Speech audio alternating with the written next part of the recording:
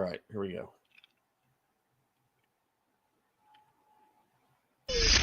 Stand by to launch FanStream Sports. 3, 2, 1. Let's start. Hello, sports fans. Welcome to FanStream Sports.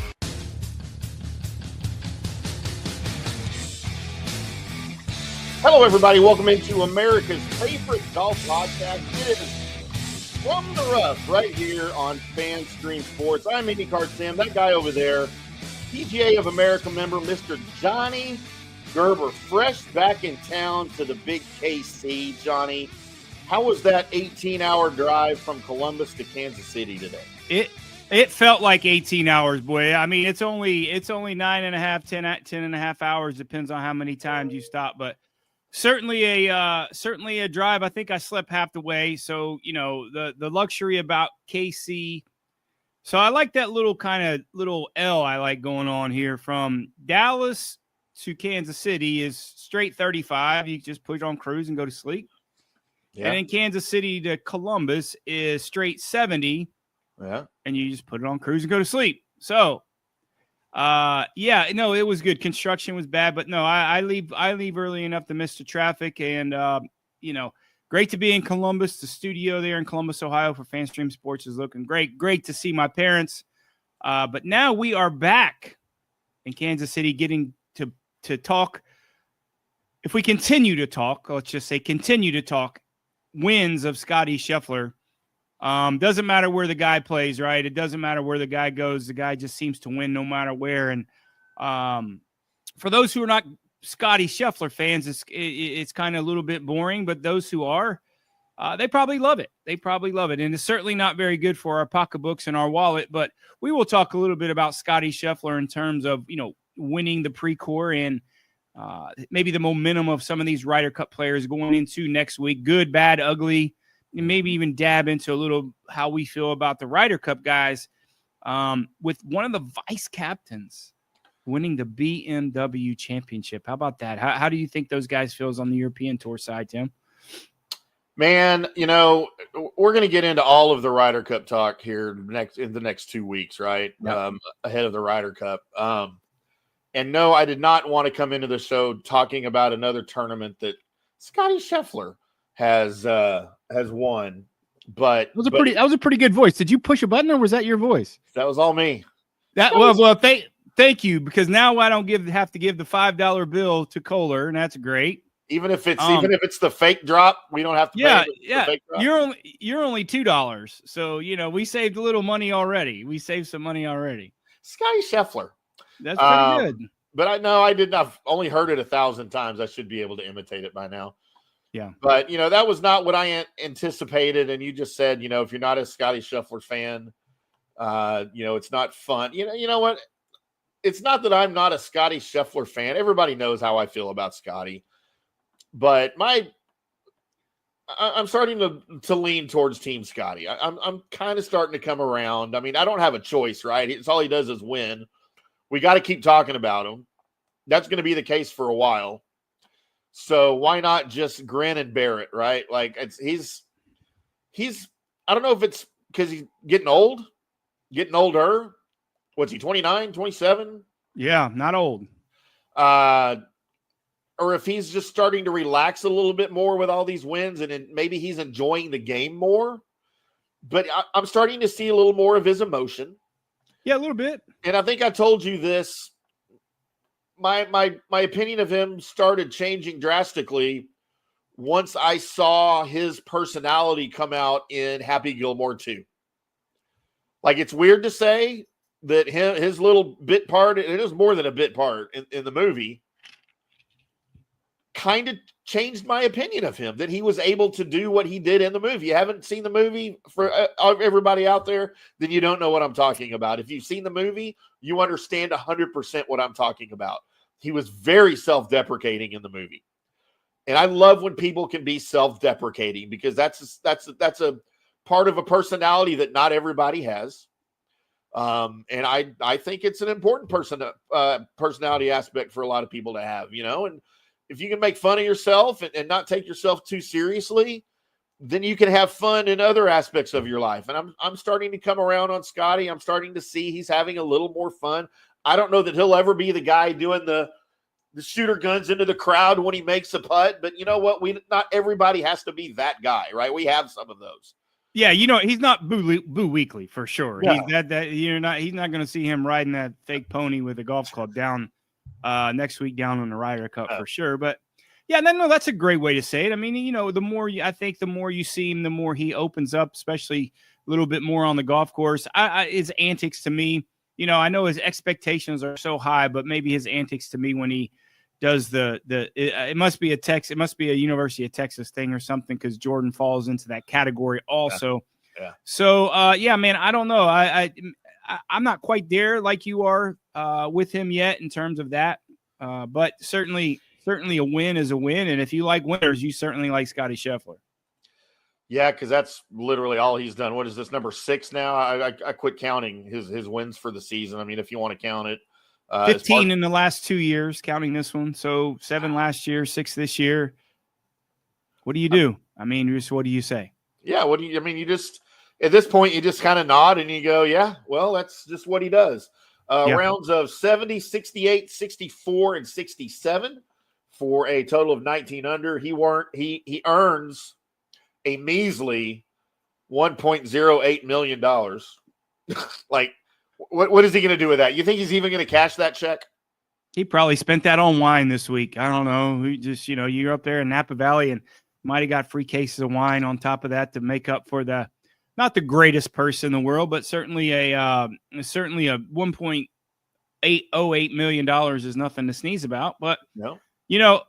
I think you go on that realm of, as good as Scottie played. And I think if you look at the whole collective group of the Ryder Cup players, everyone playing, all 10 players did make the cut, which is, if you look at that as a positive, but not all cuts are created equal. And we talked about this last week in terms of who would I be concerned about if they didn't play well, and who would I be concerned about if they did or didn't. And certainly that falls in that category of Colin Morikawa, who I firmly believe that needed to get a good showing this week to have, first off, to get some confidence and going into next week.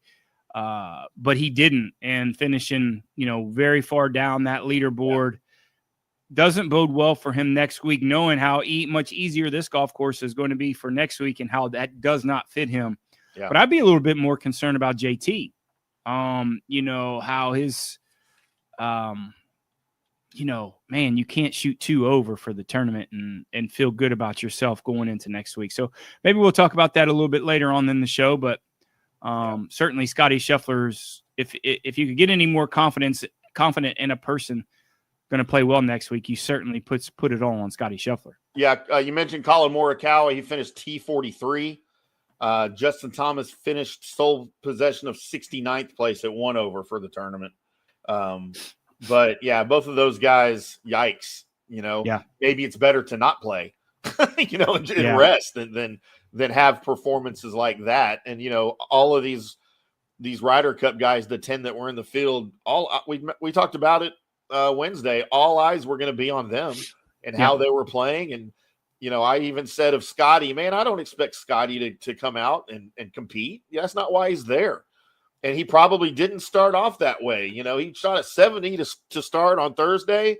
He shot up 24 spots up the leaderboard after Friday's round with his 68. And then, of course, even farther on 64 with a 64 on Saturday. So, you posted your matchup on Saturday, and I put out a little kind of a recap of article about what was happening, and Ben Griffin in the lead. And I mentioned Scottie Scheffler as kind of like a passing comment in the article with your pick, with your matchup, saying, hey, it's Saturday, watch out for Scottie. And I was kind of halfway joking when I wrote that. And then come Sunday, when you did your Sunday matchup, I did the same thing. And I said, well, la-di-da, look who's here. I mean, he's already here. It's going to happen. Look out for Scottie. Yawn. And I was kind of half joking. I did not expect him to do this, but here we are now on Monday talking about another Scottie Scheffler win on the PGA Tour. As you said, 15 in the last 2 years. Is that what you said? Yeah, 15 or 6. So no, we have 13. Sorry, 13. Okay, 7 last year, 6 this year. Right. So 13 in the last calendar year, right? That's so I mean, ridiculous. in 12 months. Yeah. In 12 months, that's what you're looking at. I think he should retire and maybe start bowling or something. Well, yeah, maybe. Well, let's get him the career Grand Slam first, and then we'll go that route. Yeah, I mean, it's inevitable at this point. I think, that. Oh yeah, I mean, what? How could you bet against him? I mean, do you want to bet against him? Because I don't. I mean, I never thought he would get a British Open ever in a million years. I don't think that, just he never plays well over there. Well, yeah, I mean, obviously his game travels. And when we previewed the Procore and, we looked at the guys we thought that would play well, that really play well on Poania greens. You could find that a little bit of Dallas, but that's certainly not how he grew up. He grew up in the Dallas area on the really not quite the course Bermuda. You can get some of that overseed there, but certainly the guy who finished second, Ben Griffin, having a chance to win, but missing that last putt. Certainly didn't grow up there. I mean, it's pretty hardcore Bermuda where he comes from, but that just goes to show with those two guys that their game travels so well. And I think that bodes well for going into the Ryder Cup, that those greens are going to be all Poe and playing in New York is certainly going to help that. But, it doesn't matter where the guy plays. You drop him off in Mars, it seems like, and the guy can figure out a way to win something. The Mars Open, I don't know, whatever it is, whatever tournament's going to come there in the next 100 years. Yeah, and we don't talk a lot of LPGA golf, but we had kind of a notable ending at the LPGA as Jeeno Thitikul, who's the chick that I figured out I saw over here in Frisco that I told you that I saw at McDonald's. Yeah. I didn't recognize her until I saw her on TV later that week. She had her second win of the LPGA season in her hand on 18 at the Kroger Queen City Championship until it fell apart and she 4-putted the final and 72nd and final hole, opening the door for Charley Hull to take the win. Yeah. And I played that golf course a bunch, TPC Riverbends down in Cincinnati. Yep. That 18th hole is kind of a quirky par 5 that meanders a little bit to the right, a slight dogleg right, not much, but it's a little quirky hole. It's a kind of a 3-tier green there. But what a way for Charley Hull to get her first LPGA win. Is it her first? I believe it's her first LPGA win. And you feel bad for Jeeno Thitikul when it comes to something like that, but good for Charley Hull. They got to play them all, right? Yeah. They got to play them all, and you can't control what other people do. He's had a great year, Jeeno, but what a great win for Charley Hull, and maybe the floodgates will open when it comes to something like her. She's been knocking on the door for a long time. She has. So Jeeno reached the par 5 18th and 2, landed her second shot 50 feet from the hole. She ran her eagle attempt 5 feet past, but she was still in good shape for a par. She had to sink that to go into a playoff, but she burned the lip with her birdie attempt and then pushed the 4-foot par putt that would have secured her playoff with hole past the hole. Just a goon. I mean, she 4-putted. I mean, what are you going to say? Yeah, it wasn't pretty, and she knew it. But again, you call that kind of a Rory moment almost. Yeah, I mean, that's a good question when it comes. Yeah, I don't know. Maybe. I mean, maybe. What do you say? I mean, are the nerves there? Yeah, absolutely. Are you thinking ahead? Yeah, maybe a little bit, but that was very certainly uncharacteristic of her. A 4-putt. You don't see a girl of that caliber, top 10 player in the world, that has something like that. Certainly, especially on a par 5, that has an opportunity to win. Maybe she just lost focus. That certainly can happen when you have that much of a lead and you have a par 5 and you're there in 2, and all you got to do is you 3-putt the win, and and then you're in good shape. But you never know what goes through their mind, especially when you're trying to win a golf tournament like that. And giving it to Charley Hull, like I said, hats off to her for winning a tournament. Yeah, and I'm more of a Charley Hull fan, I think, now since she quit smoking. I can actually watch her out on the golf course without getting creeped out by her sucking down darts all the time. Yeah, she's a bit of a razorback, right? I mean, she's not a little rough around the edges. Yeah, she spent a few nights in the barn for sure. I mean, when it comes to something like that, something like that. So, yeah, like I said, is it something that's going to propel her to more wins? Yeah, maybe. We'll see. I mean, that's not an easy golf course. I mean, it's very forgiving off the tee, which normal LPGA golf courses are, but the greens are very difficult, and it's a difficult golf course. I know it was, being up in Ohio this week, they haven't had a lot of rain, so they had a lot of run out on those fairways, so it played extremely short for those ladies. But they still, I think she shot 19. What'd she shoot? 19 under? Yeah, I think so, yeah. 19 under. Isn't it strange? You shoot 19 under on the ladies, 19 on the men, and 18 on the BMW Championship. So the world of golf certainly lended a lot of birdies this week when it comes to professional golf. Yeah, they're catching up. They're catching up with the courses. We're going to have to start lengthening the courses. No, I'm just kidding. Nobody needs that. We can, at this point, I guess that's an argument for an episode one day. Number one, do you even have to address that golfers are becoming better than the courses, that golfers win now? Is it a problem? Some people would consider that a problem. I mean, I do. When you start getting to 30 under, I just, it's not fun to watch for me. So there's ways. What's that? No, go ahead. Sorry. No, so number one, do you even consider that a problem? And if you do, how do you address it? Do you start altering the courses, or do you start altering the equipment and putting restriction? We've talked about using shorter balls and things like that. Do you start managing the equipment, or do you start managing the golf courses more? Like, what would be the best way to address that? There's so many questions in there, and I don't think we're there, right now, where you need to start thinking about that. But man, I can certainly see, with technology advancing so rapidly in golf and club technology and ball technology, and just guys getting stronger, and not just golf, in every sport, really. This happens in every sport. At what point is the NBA going to raise the rim to 12 feet? I mean, it's inevitable. It's got to happen at some point. Do you make the hole smaller? I don't know.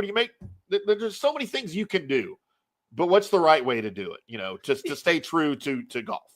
Everybody has their own opinions. That they've already shortened the driver, right? So that's something that they've already done. I don't, my opinion, I don't think the golf ball is the right way to go about it. But if you look at some of the PGA Tour events, you alter the golf courses. You make the fairways tighter, and you make the in the rough longer. Right. And if you look at a handful of golf courses that they play on the PGA Tour that you love, like Hilton Head, that 9 under wins, 10 under wins, is because it's a tight golf course, and you have to think your way around, and the fairways are tight. And in my opinion, that's how you do it. You look at U.S. Opens that do that, and you don't want the tour courses, all of them, to be brutal like the U.S. Open, but you also got to realize, what do the fans want? I think the fans want to see birdies. Most of the fans that go, they want to see some really good scoring, and you'll see a handful of fans that want to see these guys struggle. So, what's the answer? I don't know. I mean, if I give you my answer, you're going to have a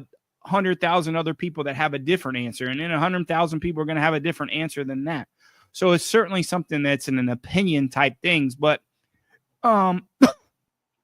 if you go back in the world of sports, just like, if you want to talk about basketball, I mean, those guys, fans want to go see those guys dunking, a lot, they want fast pace. So, does it, the bottom line is, and it's been happening for a long time, athletes are bigger, stronger, faster. Yeah. That's what they are. And they're going to continue to get bigger, stronger, faster. And the age-old question is, do you adapt the game to the players or the players to the game? And I don't know the answer. I don't know if anyone really has the correct answer, but certainly a lot of people have their opinions. Yeah, and like I said, that's an argument. Everybody knows how I feel. I hate I don't hate the double-digit under par winners. When you start getting close to 20, that's when I start to lose interest. And when you get close to 30, I'm right out. I have zero desire to watch somebody shoot a 31 under Scottie Scheffler on it. It's not his fault. It's just, it is what it is. But that is no longer entertaining to me. I have zero desire to see that. But I'm also the guy, number one, who loves baseball, and most people don't like baseball anymore. But I I'm love also the baseball. guy who loves baseball, who would rather go to a baseball game and watch it and see a 1-0 pitcher's duel than the 9-10 home run derby or 10-9 home run derby. I'd rather see the 1-0 pitcher's duel and all the great defense than watch guys launch the ball out of the park every other at bat. That's maybe I'm just I'm weird that way. I don't know. Yeah, and they've played around with that also. I mean, what is it for 6 1 half dozen the other? And they modified the baseball, right? They've modified the bats. They've so there's certainly way that they played around with who is, who should have the advantage. Is it a pitcher or is it a hitter?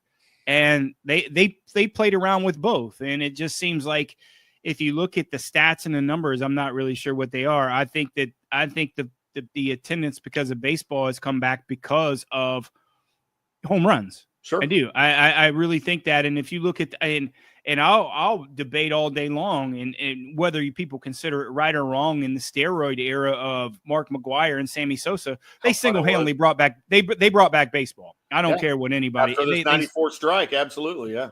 They, with the home runs and however they did it, they saved baseball. And then, that steroid dealer came back. So I think every sport's played around with how do you make it more entertaining? On top of it, how do you temper the 200 to 200 in basketball? Like I said, I don't know. We're all going to have opinions on it.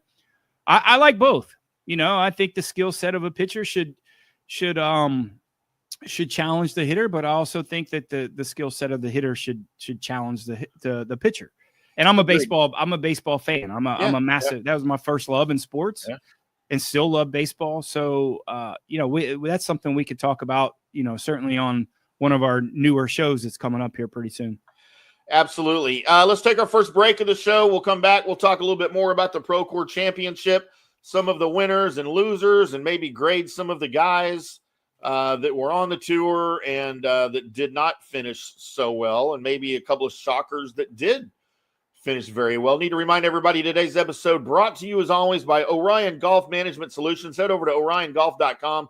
See what they can do for you. If you are a manager or own or run or are involved with a golf facility such as a driving range, a golf course, anything like that, head over to oriongolf.com. Find out how they can help you. They can offer assistance in either staffing, in events, in catering.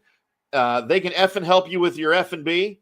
With all of that, with merchandise, pro shop, anything like that, they can help you at oriongolf.com. Head over there, let them know Johnny and Tim sent you, and Johnny and Tim will be back after this. Hi, golfers. IndyCarTim here. I want to talk to you a little bit about Golf Central Magazine. It's not just a golf magazine. It's the magazine for everything: turf, travel, philanthropy, and lifestyle. Head over to golfcentralmag.com and check out the latest issue. Some of the regular features in Golf Central Magazine: the Golf Bachelorette of the Month, the Golf Bachelor of the Month, the Golf Cart Girl of the Month, Golf History, Grip It and Sip It. So head over to golfcentralmag.com. It's free. It's the magazine for everything: turf, travel, philanthropy, and lifestyle. Golf Central Magazine at golfcentralmag.com. We'll see you there.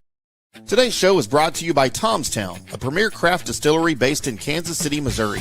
Discover their award-winning lineup, including double oaked bourbon, botanical gin, and double grain vodka, named the best craft vodka by the readers of USA Today. Available for online delivery in 40 states. Visit toms-town.com or their Kansas City distillery to explore more. Elevate your game with Tomstown, where history meets innovation. Please enjoy responsibly. Hello, folks. Let's talk a little bit about turf life. And what is turf life? It's pretty much if your life involves turf in any way, shape, or form, you live the turf life. Go ahead and brand yourself with the turf life. Maybe a back window decal, maybe a hat. You know where you can get those kinds of things to showcase that your life revolves around sports and or anything that involves sports. If it's a sports business or sports education or just your enjoyment of the outdoors, head over to turflifeclub.com. Become a turf head. Join the club today. You can do that by going to that said website that I just told you to go to. You can snag your window decal like I was talking about, or any of your other turf life accessories. Show everybody that you live the turf life, and we'll see you there over there at that turflifeclub.com. Orion Golf Management Solutions. Orion Management Solutions has tailored its service packages just like it tailors its approach to customers. Some owners need more supervision, while others need periodic assessment of their short-term and long-term strategies and programs. Orion can be called in to develop a business plan with the existing staff or we can assist with the daily management of a facility or event. Either way, we make sure the client is satisfied and understands the direction the facility needs to go in order to achieve the owner's goals. Orion Management Solutions can help with owner assistance service solutions, daily course management, business plan development, monthly operations, or as-needed consulting services. Whatever your need, Orion Golf Management Solutions can help. Check out oriongolf.com. Let's go. Right now, back to the show on FanStream Sports. Welcome back to From the Rough right here on FanStream Sports. I'm IndyCarTim. That is Johnny the Man Gerber live from his home studio in Kansas. Almost said Orchard Park. Overland Park. Why am I thinking Orchard Park? That's weird. You're thinking of Buffalo Bills. I Josh know, Allen. I am. I'm thinking of Rich Stadium. I'm not even Rich Stadium anymore.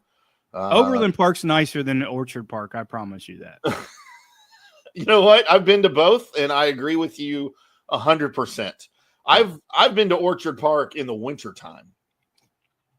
Why? Yeah. That's the question. Why? Cowboys game. Yeah. Back in the late 90s, they went up and played Buffalo. I think it was only November. It wasn't even December. But they already had a foot of snow, and they bust us media on a 4-wheel drive bus, or I guess an 8-wheel drive bus, whatever it was, to get us all to the stadium. Same bus the players were, type of bus the players were on from the hotel. And dude, that's a haul, man. Back then they didn't have hotels around the stadium. We were actually in Buffalo, and we had to go all the way from Buffalo to Orchard Park. Yeah, and the nasty weather, and no. Yeah. And then they decided, you know what, let's build our brand new outdoor stadium right next to the old one in Orchard Park. We don't need to be closer to Buffalo. Yeah. So whatever, you know what, good for them. You know what, kudos to the Bills, though, for staying true to their heritage and building an outdoor stadium. Well, now they're building an indoor stadium. No, not Buffalo. I thought it's like I thought it was like 80%. No, there you go. So it's got like over the crowd, like over the seats. Yeah. But it's not like Texas Stadium was, right? Like that was ridiculous. That was basically a dome with a little hole. No, this is going to be true to life, you know, keeping some of the fans out of the elements, but dude, the field's still going to get covered in snow, and they'll have all the heated stuff. But again, I have to say congratulations to Buffalo for doing that with their stadium, and also at the same time say F you to the Cleveland Browns for building a dome in Cleveland for their new stadium. Just goes to show successes of franchises, right? Cleveland's going to Cleveland. I've been saying it for years. Cleveland's going to Cleveland. Mm-hmm.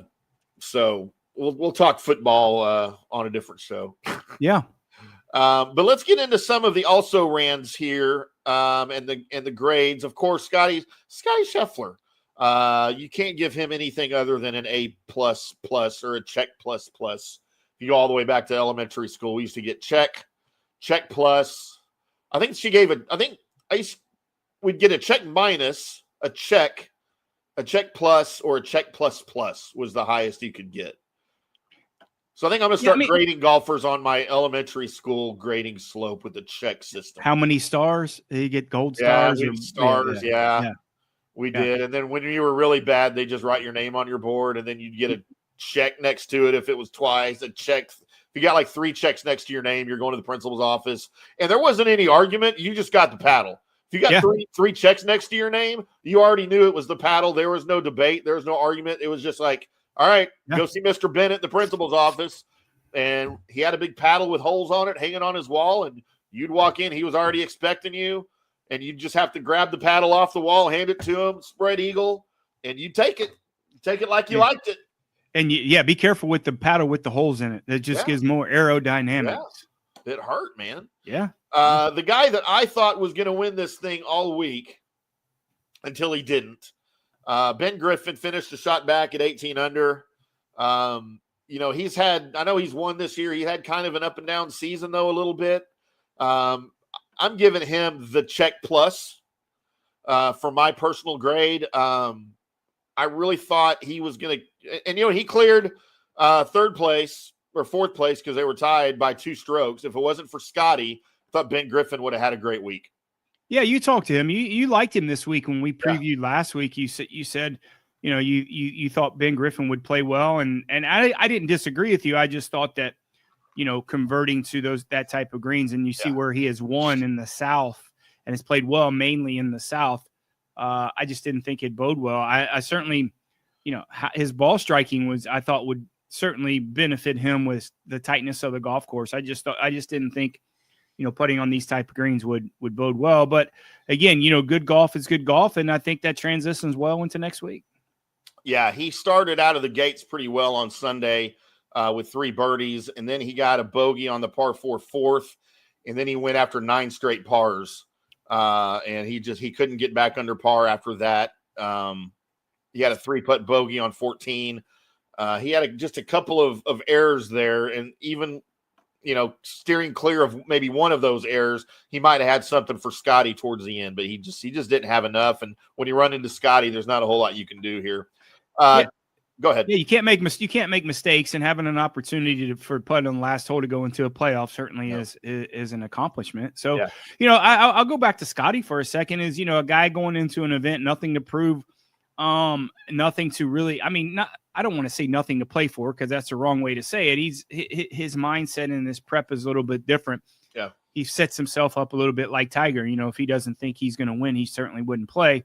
But if it wasn't for the Ryder Cup, it certainly wouldn't be on his schedule to play this event. So a guy going into a new golf course that he hasn't played, first time playing here, whatever, how many pluses you want to give Scottie Scheffler. I honestly think it's one of his more impressive wins for the year just because of these types of the circumstances, right? Hey, good for him. And again, I'm begging for that Scottie Rory matchup next week. At T4, you had an amateur, Jackson Coyven, of course, fresh off leading the U.S. Walker Cup team to a win over Great Britain and Ireland at Cypress Point. He kept it going there in Napa. He's the world number 1 amateur. He continued to show why he's sort of the Scottie Scheffler of amateurs right now. I guess maybe I may be overstating that a little bit. Yeah, a little bit. Nobody's the Scottie Scheffler of anything unless you're Scottie Scheffler, right? Yeah.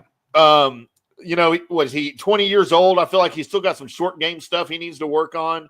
But man, he's at 20. He's got plenty of time to do that. This guy, I feel like we'll be talking about him much the way we did about Ludwig Oberg when he burst onto the scene as a pro, with just all of the skill sets, all of the tools in his bag. I know his game's different than Ludwig Oberg's, but as far as skill and talent and ability, I think we'll be talking about him for a while. I gave him a check plus as well. Yeah, if you look at a guy like that, certainly doesn't lack confidence. If you listen to some of the comments that he was making towards Russell Henley, and I think that I like that. I think that's good for a kid like that. But it just goes to show with these kids coming out, they're not scared, man. They are not scared, even though they've been watching. And he's seasoned. He's played in so many, tour events and things like that. Hopefully, he doesn't fall or look in that category like the Luke Clanton. If you look at Luke Clanton since he's turned pro, he certainly hasn't panned out in terms of the expectations that he has had. Right. And I think if you look back, even though Nick Dunlap did win to get his PGA Tour card, certainly the trials and tribulations that he's had as a full-time PGA Tour member, getting used to the life out there, hasn't really worked out for him so far, even though he has won on the PGA Tour as an amateur. So I think you can find some good and bads of those, and hopefully Jackson Coyven doesn't fall into that category of I don't know if it's comfort or what when it comes to that. It's happened to the Nick Dunlap. We're trying to get better and realizing, hey man, my game is good enough what I brought to the table. Right. Let's just go ahead and keep on working on the small things. At T19, finishing at 9 under, my guy, I have not spoken with him. That hadn't been long enough yet after the round.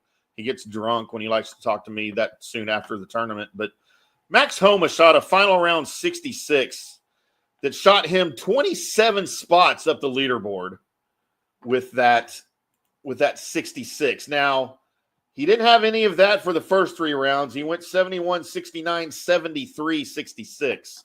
And if he'd have had a little bit better Saturday, he might have finished a little bit closer up there towards the top. But, the season that he's had, he missed the postseason. He showed signs of turning a corner kind of later here in the past few months of the season. And I feel like his ball striking is taking steps in the right direction. But, man, his short game has just been horrible, and it's held him back. And that's something he's got to work on, including the putter. He putted well this week, but I thought he would play better in California, there in Napa, right there, kind of on his home turf, but it just wasn't in the books until 67 on Sunday, or 66 on Sunday. Yeah, you look at, I mean, I think those, you say his short game is a little bit off, but I think that's a little bit skewed stats when you look at it because his ball striking has been so poor. He's put so much pressure on his short game.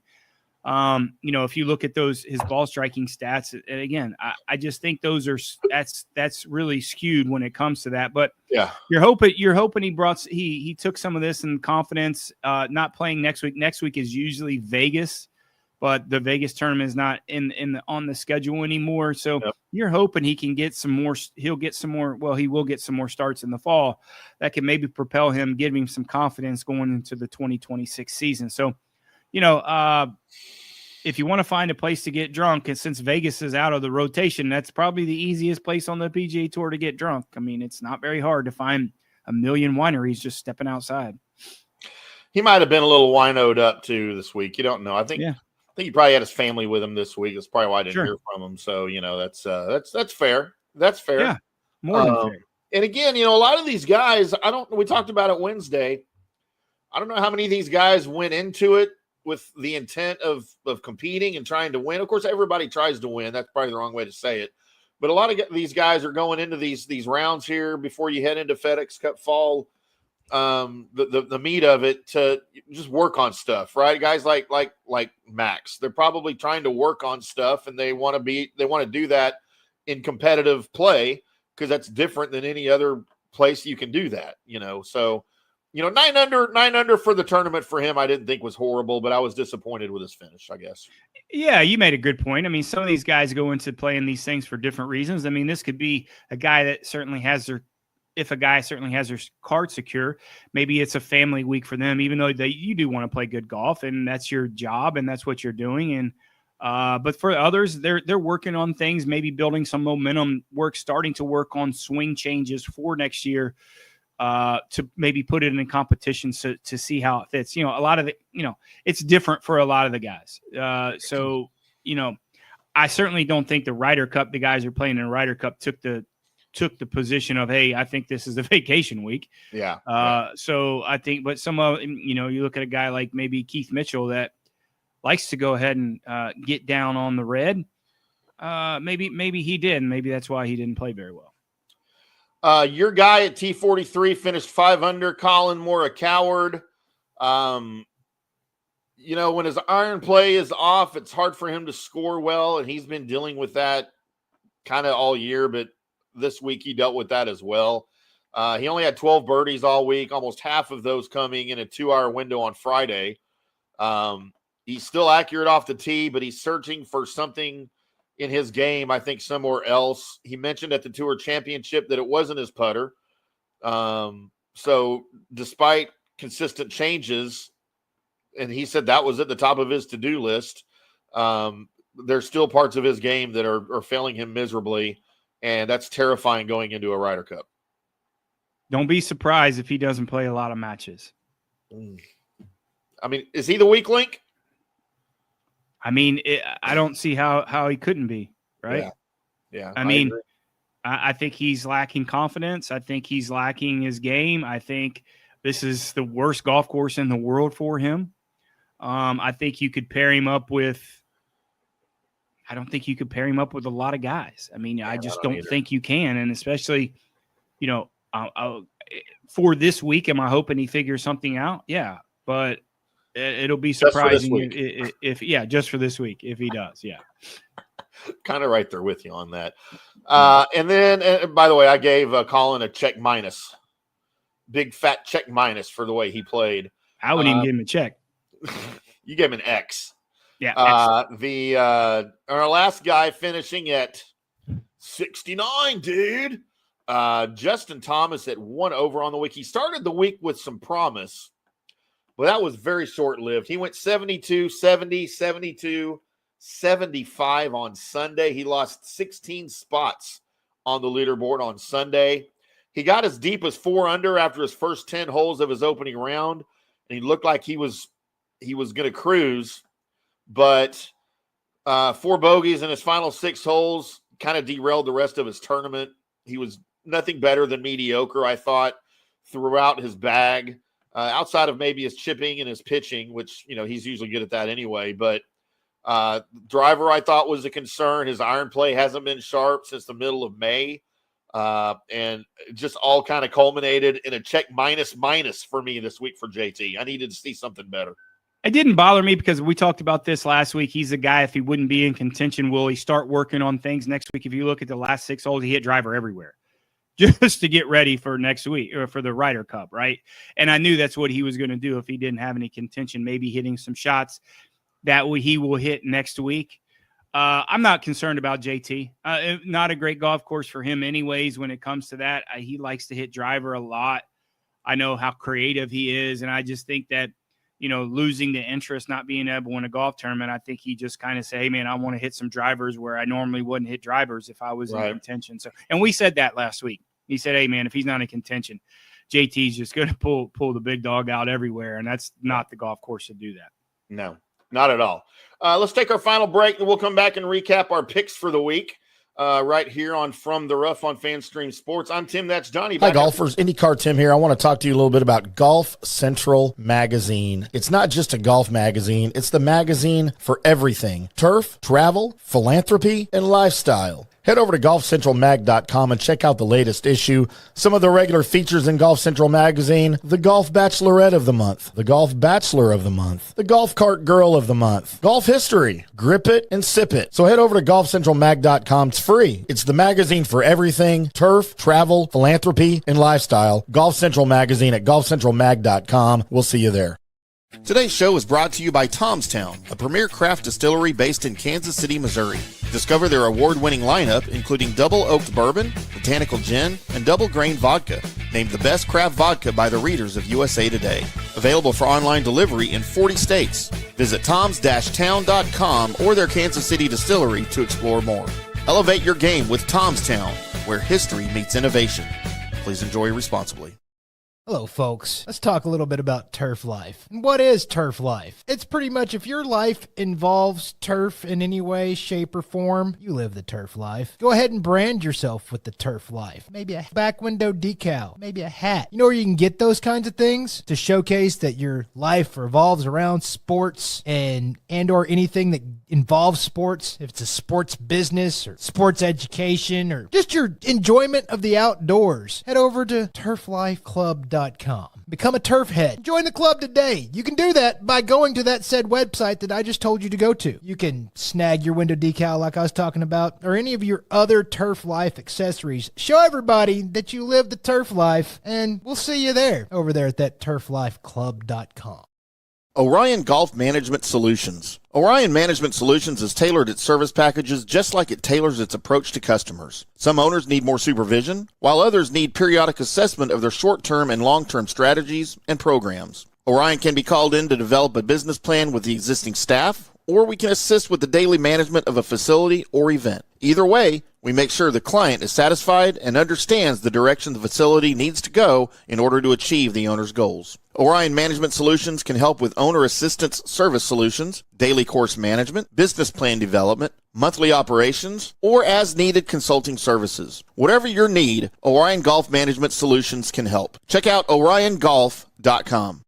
Let's go! Right now, back to the show on FanStream Sports. Welcome back to From the Rough right here on FanStream Sports. I'm IndyCarTim. That guy over there is PGA of America member John Gerber. It is Recap Monday for you boys and girls unfamiliar with the show. We do our recaps on Monday, our previews on Wednesdays. And coming up, of course, we will give you 2 weeks of Ryder Cup preview. Here on Wednesday, we'll start with some preliminary stuff for you, everything we're seeing and hearing and everything pertinent. And then, of course, a week from Wednesday, this week, we will give you the meat of it as we get right into it. And it's probably the most exciting time of the year of this year for golf because of the Ryder Cup, the anticipation, the teams, the competition that we anticipate, the level of play that we anticipate. And, of course, we already know how America responds to the Ryder Cup, to the other team, and especially in New York. and especially at Bethpage Black. It's going to be an epic one, and we will bring you all of it at FanStream Sports, especially our new written digital content for you, our recaps and our previews, we'll give you some of the in-event stuff too. Make sure you check that out over at fanstreamsports.com, and our spanking brand new, shiny as a nickel website at fanstreamsports.com. Special thanks to everybody that made that possible for us. But Johnny, it is one more segment here to go until we turn all of our attention to the Ryder Cup, and that is our picks for the week. Look, I will go first. I did not have the greatest week. I did just miss in my top 10. Missed it by that much, as I do my Don Adams, Maxwell Smart impression that probably 89 to 95% of our audience has no idea what that is. Zero idea. But me and Nancy know what it is, and that's all that matters. I don't know if even Nancy knows that one. Oh, she knows Get Smart. There's no question. I don't know. She is smart, but she might not know that one, but we'll see. She knows that one. So if there's no Indians or killing in it, she's out. She'll know. We'll talk about it next time I'm there if I don't take her parking place. So my and that's all I'll say about that. Johnny, my picks last week, I had JJ Spawn as my winner. He ended up P6. Missed it by what's P6? Sole possession of sixth place. P6. Okay. As opposed to T6 when he tied for sixth. If you're solo sixth. Why didn't you say sixth? I've never heard P6. Okay, well, you don't watch racing. Bingo. When he finished in sixth spot, it's P6. Bingo. And if I just put a 6 next to JJ Spawn's name, that looks stupid. It looks like he's got a 6. There's 6TH, sixth. No, that's dumb. Missed my top 10 in Maverick McNeely. Don't call me Goose, who finished T13. And then top 20 Bo Hostler. I missed this one by a mile as he finished T47. As Johnny is well aware where Bo Hostler finished, because Johnny might have also had him on his card as let's get the music going. I think I still have the music that I can do here. Oh, how about that? Listen to that. I was requested that the music is too loud when we pick those picks out. By who? An important person. So we'll make it louder today. No, softer, quieter. It's time for Johnny's pick. Well, I'm getting it from a different place today, so I have no idea how to control that today. Okay. Johnny, tell us a little bit about what went right, what went wrong. Well, there's not a whole lot that went right, as you can see. I mean, not the greatest of week going into the fall season, starting the fall season here. But again, you can look at Maverick McNeely T13, Eric Cole 43, Doug Gim. Our ham sandwich had a chance. Michael Thorne Bjorson, T13. Missed the cut with Joel Damon. Again, we apologize to Maverick McNeely and Bo Hostler because most of the time when we have crossovers, it doesn't fare very well. Taylor Montgomery had a chance to jump in that top 20, but didn't have a great weekend. He sat there going into the weekend at T8 and just didn't have a great weekend. But we did go 2-0 on our matchups. That gets our total to 56.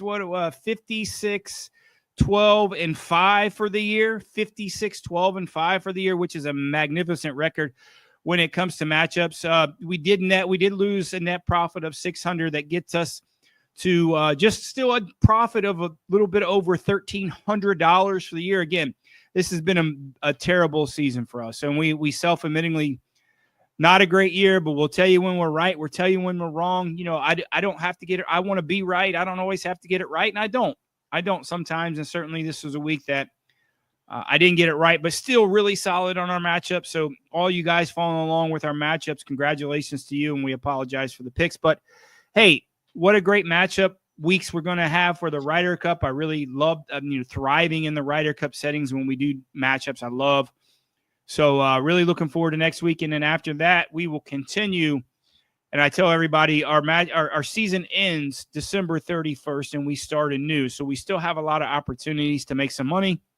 And we will do that as we continue in the fall schedule. But let's clean our slate. We got another week off. We'll be doing a lot of Ryder Cup prep, so looking forward to that, and just so curious to see what some of these daily matchups are going to be when we talk about alternate shot with foursomes and 4-ball, best ball, and then the always compelling individual matchups that we'll see on that Sunday. So, man, I said this 3 weeks ago, a month ago, 2 weeks ago. This is the most excited I've ever been coming into a Ryder Cup, just for a lot of reasons, a lot of the storylines, and then a lot of the opportunities. I think this is for the first time. And I guess it's been 14 to 16 years that the Europeans have a chance to win on foreign soil, or a team has a chance to win on foreign soil. I think there's this opportunity for the Europeans. I think they stack up. I don't know why they're an underdog. Has to do probably only because they're playing in the United States and the record that the home team has. But I think they're just in better form coming in. I do, and I think there's a couple wink links on the team for the U.S. side. I don't think the European side has to hide anybody. And man, we'll see. I know you're as excited as I am. Yeah, and we'll get into it on. Johnny probably won't be with me on Wednesday for my excuse me, on my preliminary preview discussion. But I know a week from Wednesday or so, maybe we'll get him on. But I'm not optimistic right now where it stands about the U.S. chances. Maybe that'll change the closer we get. But as far as your new picks go for 2026, that will start January 31st with the Farmers, right? For the first tournament of the 26? No, the Tournament of Champions, the Hyundai. You'll start with that one? Okay. Yeah, we always start with that. We will start with the it's not Tournament of Champions anymore, but the first tournament will be it goes Hawaii. So it's the second Century week of January. Sony, right? Sony, Century and Sony. So that's the second week of January. We'll start. Okay. We might dabble some European Tour events through the couple weeks of the off season. I think I want to talk a little bit more. I think 2026 we're going to talk a little bit more maybe Corn Ferry guys maybe coming up. Do some previewing for the LPGA Tour. I think we do golf a disservice not really talking about some of these other tours and some of these other guys coming up. So I think the format change for us in 2026 is exciting for us. I think we're going to do a lot more. I think we're going to do a lot more shows. We're going to have a lot more guests, and maybe expand maybe do a longer show, throughout the season. So, 2026, a lot of changes. Potentially, we're going to do a lot more on-course reporting in 2026. So we're going to be a little bit more in depth for you guys, for FanStream Sports, inside the ropes a little bit more. So 2026, we're really looking forward to that. And we really appreciate all the followers, everyone that's continued to watch the shows and support us, but we're continuing growing. We're continue to have some more and more exciting content in all of our shows on FanStream Sports. So we appreciate everybody watching. Absolutely, could not have said it better myself. Which means that's going to do it for me and Johnny. We'll be back, or at least I'll be back. Maybe Johnny, but probably me on Wednesday for our first preview of the Ryder Cup, and then we'll get into the meat of it the week after that. Probably won't have a show on next Monday unless I decide to do even more Ryder Cup, or maybe we'll move the preview to Monday. We'll figure it out, but make sure you check our social medias for the updated information on this schedule for the next couple of weeks ahead of the Ryder Cup, because we're going to be all over the Ryder Cup for you. Can't wait to do it. For Johnny, I'm Tim. This is From the Rough on FanStream Sports. Until next time, boys and girls, y'all keep hitting them straight.